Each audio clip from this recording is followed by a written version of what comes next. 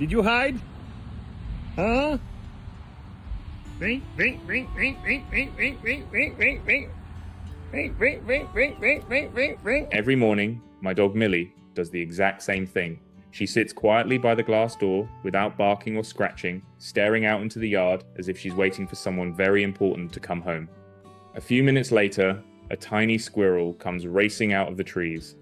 The strange part is, he isn't afraid of people at all.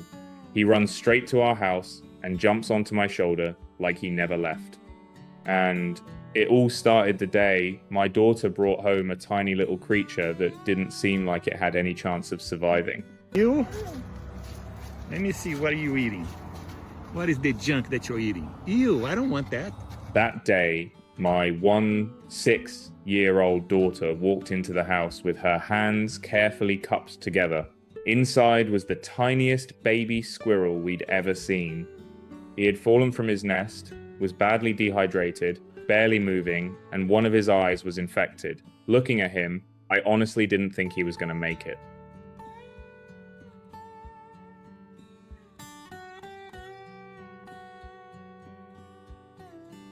None of us had ever cared for a wild squirrel before. We had absolutely no idea where to begin.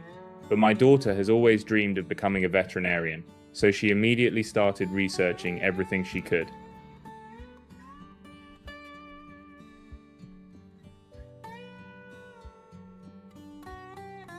She stayed up late reading articles, watching videos, and taking notes on how to mix formula, keep him warm, and feed him properly. During those first few days, she did almost all the work. I've always said that if it hadn't been for my daughter, there's no way he would have survived those first critical days.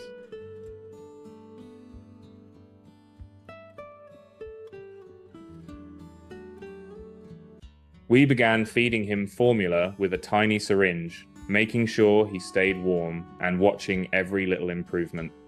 Every time he ate a little more or moved a little farther than the day before, it felt like a victory. Around that time, we gave him the name Eskilo. Before long, that name had become part of our everyday lives.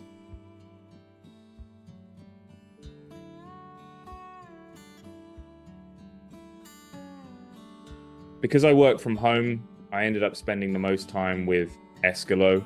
I placed his little bed right beside my desk so I could keep an eye on him while I worked. Hã? Por que você tá com esse rabão empinado? Hã? Você quer aqui? Vem cá. Aqui, eu sei que você quer. Vem cá. Vem cá comigo. Vem cá. Vem cá, vem cá, vem cá, vem cá. In the beginning, Eskilo slept almost all day. He loved curling up on my lap while I answered emails or worked around the house. Sometimes I'd forget I was holding a wild squirrel. Vem aqui. Vem aqui. Vamos lutar karatê. Karate. Karate. As he grew stronger, everything began to change. He no longer wanted to sleep all day. Instead, he followed me everywhere. If I walked into the kitchen, he followed. If I sat down at my desk, he climbed right onto my shoulder. Before long, it felt like I had a tiny assistant tagging along with me everywhere I went. That is not a place. Those are my plants. Now what? You want more? During all of this, the one thing I worried about most was Millie. She's an incredibly gentle dog, but I still had no idea how she'd react to a baby squirrel running around the house. Good girl.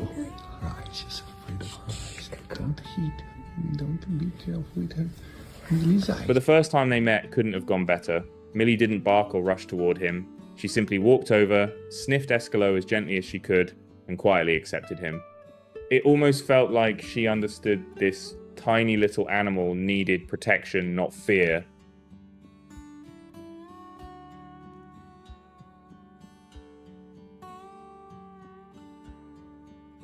From that day on, Millie treated Eskilo with incredible kindness. They would lie near each other, wander around the yard together, and somehow seem to accept one another as part of the same family.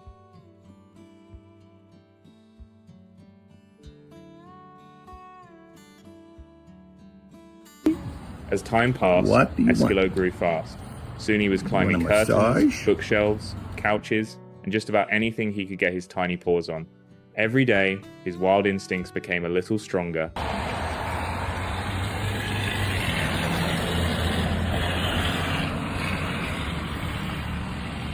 One afternoon, I placed him on a wooden post in our living room just to see what he would do.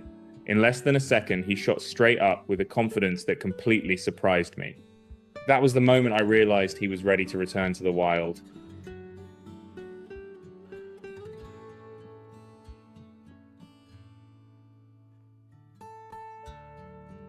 From the very beginning, we never planned to keep Eskilo as a pet forever. The goal had always been to help him recover and then let him go back where he truly belonged. Even so, when that day finally came, letting him go was much harder than I ever expected. Com você, vem aqui, vem aqui, pula aqui, seu safado, vem aqui, eu tô preocupado com você, vem cá. His first night outside was one of the longest nights of my life.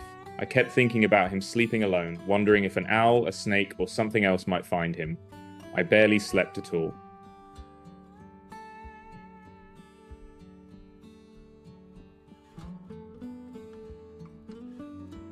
Around 7 o'clock the next morning, I walked outside and called his name.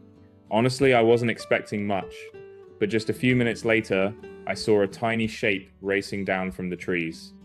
Eskilo ran straight to me and jumped onto my shoulder as if he'd never left. I almost cried right there in the yard.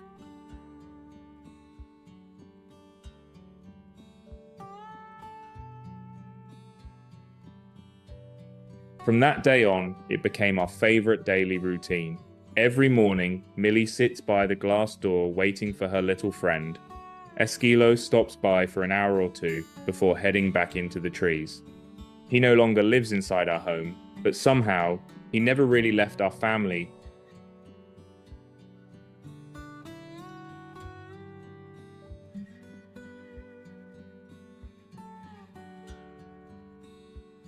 Every time I see Millie patiently waiting by that door, I'm reminded that the most meaningful friendships often appear when you least expect them.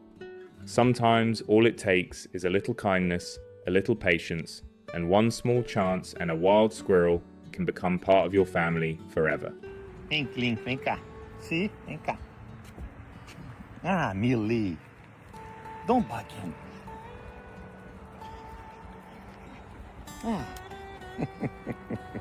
Yeah, that's right.